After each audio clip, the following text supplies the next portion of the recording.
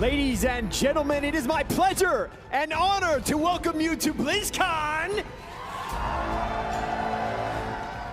We got 2 days. It is the last 2 days of the HGC Finals here for 2018. My name is Kevin, and it is my privilege to welcome you and escort you through the events of these next 2 days. We had an incredible opening week where we took the top 12 teams, trimmed them down to the top 8, and we seeded them across the championship bracket that you will see this weekend. And here, here is where it all heats up, because even a single match loss by one team is gonna send them packing. That's right, single elimination all the way until the end. It's gonna be amazing, and I tell you what, we will crown a champion this weekend. Will it be the dominance out of Korea that we've seen all year long? The best in the East? Or will it be the teams from the West? Those hungry, driven, passionate teams from the West. I know we got fans out there. I know we do.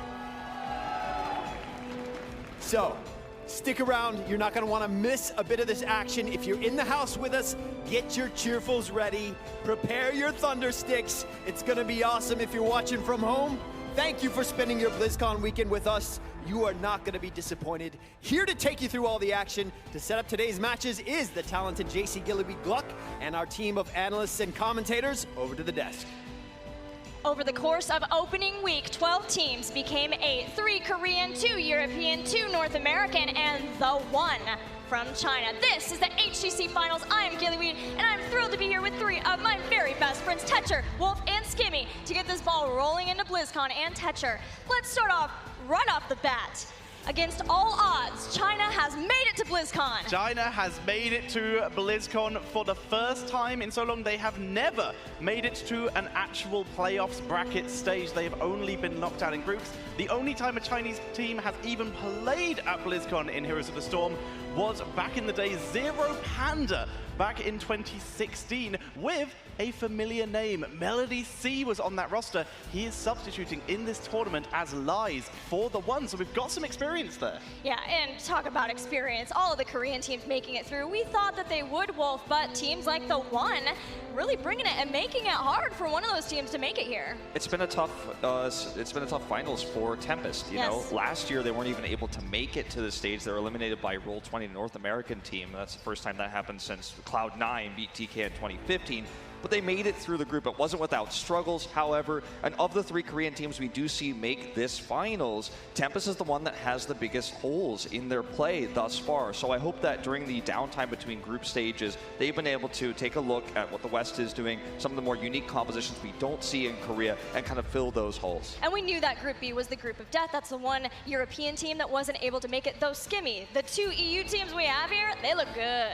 Yeah, I think for the European teams going into the HGC Finals, this is a very big emotional roller coaster right now. You got Dignitas with JPL soon to retire after this one, his last chance to try and crown himself a BlizzCon champion, get some silverware to really bow out gracefully. It's going to be a fantastic choice for them based on the fact that they did so well at the mid-season brawl. But on the flip side of that, Team Liquid really are that dark horse from Europe. They've had such a interesting year that's all being pieced together right now with Arcana, you know, coming into that role, really showing that, you know, the dream is alive. You can come from humble beginnings and now become a top-tier player. And they have taken a game of Genji so far in this group. And Hasuobs, you know, a legend in the series, a legend in the grand scheme of things for Blizzard Games. His very first BlizzCon, so a lot of emotions for the European teams. And a lot of emotions for our crowd, no doubt, because both NA teams made it through. And I know we got some NA fans back behind me, but to make it to the next round farther than they made it last year, they gotta go through those European teams, and that's gonna be quite the challenge. We are in the top 8, the 8 best Heroes of the Storm teams in the world, so we're starting to get in the big money.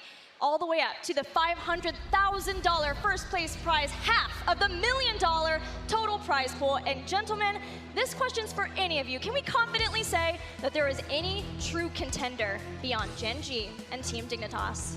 There is a chance that someone can sneak through. I know we've actually been talking a lot behind the scenes about Heroes Hearth, for example, maybe sneaking it through if they're able to get a good first round. But also, we have to talk a little bit about Miracle. During the group stage, they performed so well.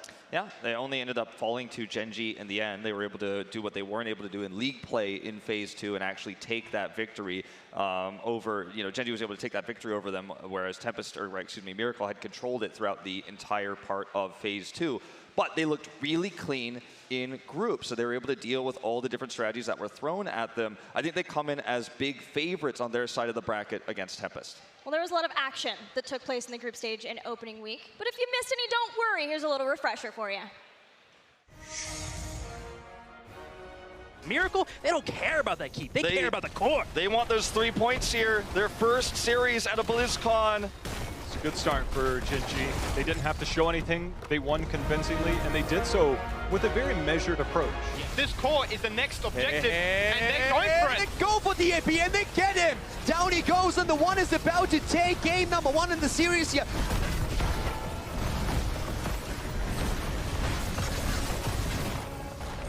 Leftovers right now is certainly hurting. They have only got 1 win this entire week. Team Liquid sieging up behind that Odin. Here we go. There's going to be the toss back. The taunt in is going to be their Sport. Billy does enough to distract as the DK has taken this down, as Team Liquid will take this series 2-0 against Tempo Storm. Not going to be able to find too much. Their slam jumps down. Hugo is low, but it's not going to matter. The 1 get the 2-0.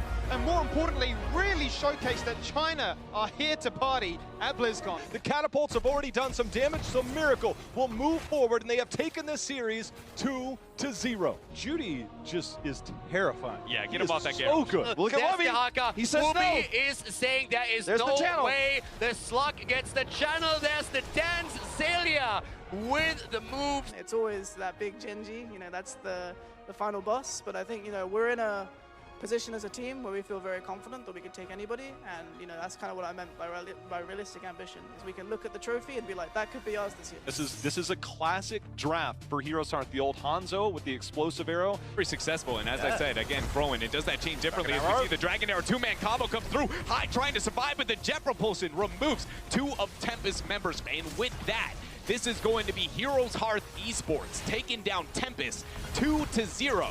And that means Heroes Hearth will be guaranteed 2nd seed moving out of their group. I think Miracle has it. I've been rumoring in the back that I wonder if Miracle is suddenly this dark horse of this tournament. That is a dead Judy. This is exactly what we talked about from the beginning. There's the sleep. There's no way out. Rich with a big silence. It's going to be a double kill. And Gen G will indeed take that number 1 seed going into our main stage at BlizzCon. Yes, ever since the mid-season brawl this year, even Gold Club World Championship last year, we have been waiting to see, can Dignitas and Gen G make it all the way to the grand finals? And they are on their way. They just have 2 rounds before they can meet again.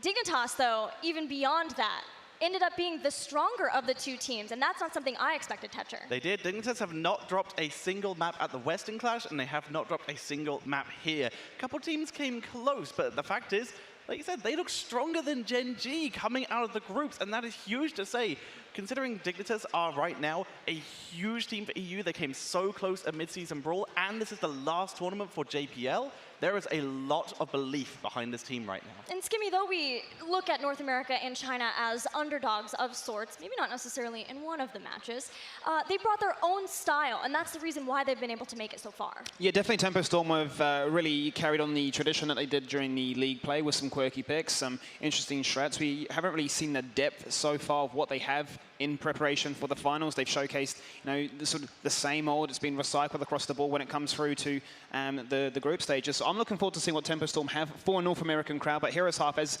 you guys have already echoed so far, they are the big dark horse favorites here if you are a North American fan compared to the hype that I'm sure Wolf wants to be with Miracle's career. Well, after a grueling group stage, here is what we have come to. The 8 best Heroes of the Storm teams in the world have been seeded according to their group stage results into a high-stakes single elimination bracket.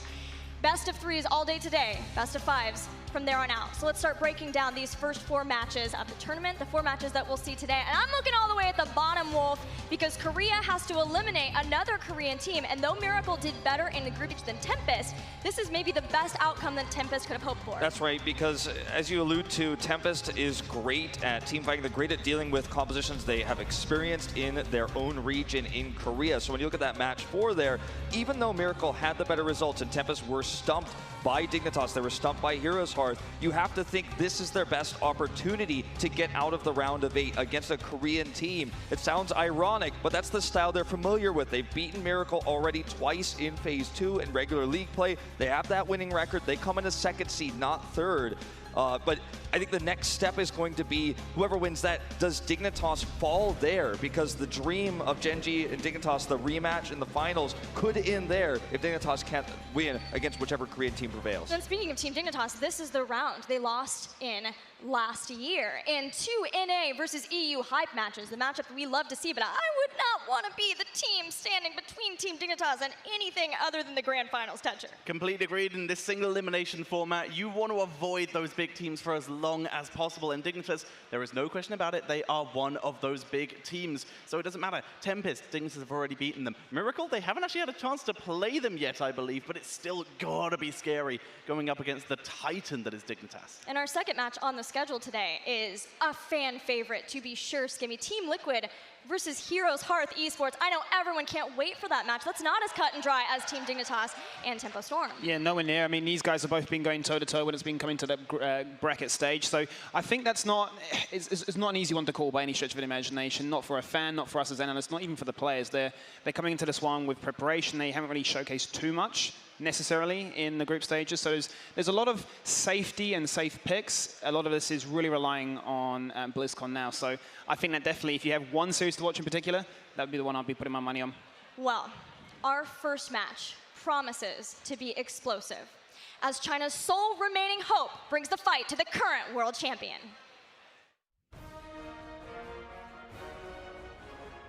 这是我们第一次来到暴雪嘉年华，我们之前去过台湾、瑞典、韩国，那边观众也是非常热情，但是对于我们之前来说缺乏经验，然后会给我们一些紧张、一些压力，然后会打得不好，但是我们已经克服掉这些情况了，现在非常享受这种环境、这种状态。 我们已经做好准备来迎接暴雪嘉年华。我们下一场对上根基，我们得用1000%的实力去来对付根基，看根基非常强。如果我们能够拿到第1，赢得这笔奖金的话，我想去和我女朋友去看北极熊。 오프닝 위크 때 저희가 조금 이제 리퀴드한테 한 번을 지면서 약간 불안했었어요. 근데 미라클 상대로는 저희가 이제 그 전날 연습하면서 많이 깨우침을 얻어가지고 미라클 상대로는 이제 2대0 할 수 있다 생각하고 무조건 1등 진출을 생각하고 있었어요. 비조에서 더원이 이제 디그를 제외하고 아마 전부 다 1대1로 올라온 걸로 알고 있어요. 그래서 저희도 방심하지 않고 그냥 열심히 잘하면은 1대1 안 나오고 그냥 2대0으로 이길 수 있지 않을까 싶어요. Ladies and gentlemen, give me your energy, welcoming the hopes and dreams from China for the first time on the BlizzCon stage. In the red corner, the one!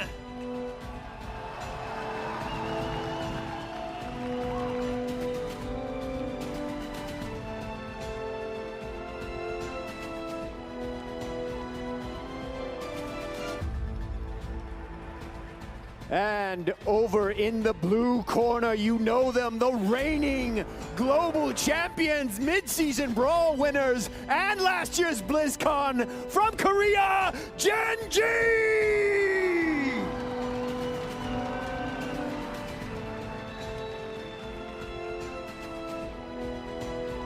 Captains, please come center stage and shake hands. I'm speaking to you, Captain. Center stage, please. Come on. Don't be shy. All right, guys, may the best team win. Gillyweed, we got a match on our hands. Take it away. Oh, yes, we do. I'd be scared of Gen.G too. The way you're going to read out a scroll, a laundry list of all of the results that they've had. Gold Club World Championship last year. They're the only HGC champions yet. We'll find out if they keep going this year. But yeah, they've won a few things, Wolf. Yeah, they have 10 Premier titles. If you think all the way back to the MVP Black days back in 2015, they started winning titles there. They're going into 2016 across the board. They had that massive win streak. The core of that MVP Black roster is still holding this roster together today. And these guys, their opponents here in the one, have a massive, tall task ahead of themselves here. I think they are the ones who are going to be thankful this is a best of 3. Maybe if they could just sneak 2 wins away, we could have a biggest upset in BlizzCon history on our hands here. Yeah, Tetra, the one made it here because they stuck to their own style. They stuck to what worked for them. Exactly. They came in to HGC at the beginning of last year, and they've always had this sort of aggressive style that has just slowly evolved and has just become more and more refined. It's almost classic China, but with its own twist on it, and that is what they've stuck with. They've not adjusted the tournament meta that much because they know what works for them. Yeah, speaking of that though, Tetra, it's always a bit of a raising concern about, we talk about what works for you, but then where's the depth in that roster? You know, how many heroes are they proficient at? They've showcased that they have a lot of heroes in particular that they like to play, but then when you're up against Gen G that have played some very safe picks, they've definitely stuck to what works for them without revealing too much, and just trying to take away as much RNG as possible from this, you know, matchup against any opponent. We don't want to show anything. We believe we know we are, quite honestly, better than you mechanically, macro-orientated, so why do we need to play flashy heroes and execute when we want to save that for semi-finals day 2? Right. Gen G, though, did show some adaptation when they finally faced Miracle. And we know that that was a very important match for them. Miracle had defeated them in Phase 2, and they wanted to make sure they had to win that match in order to top the group, which ensures that you avoid Team Dignitas. So they did show some drafting adaptations, which, do you give that then to Noblesse? I definitely would give a little bit of an edge to Noblesse, but I'd also talk about Rich, because the Alarak that we've been seeing come through, which failed against Team Liquid, but then found success against Miracle, has been something they are using and liking a lot, where they're looking for this blow-up style. You find a single target, you eliminate them in an instant with all the CC that's provided there with the Alarak. So that's one of the big picks that they adapted to towards the end of the group stage. But one of the picks that I think everyone should look forward to and look out for in draft is the Sergeant Hammer pick, the Protect the Hammer, the slow grind, the slow burn of those structures, controlling BOE, for example. That's where Gen G has shown stylistically they like to play safe, as Skimmy was alluding to And earlier. it's always been such a pocket pick, especially in that last spot.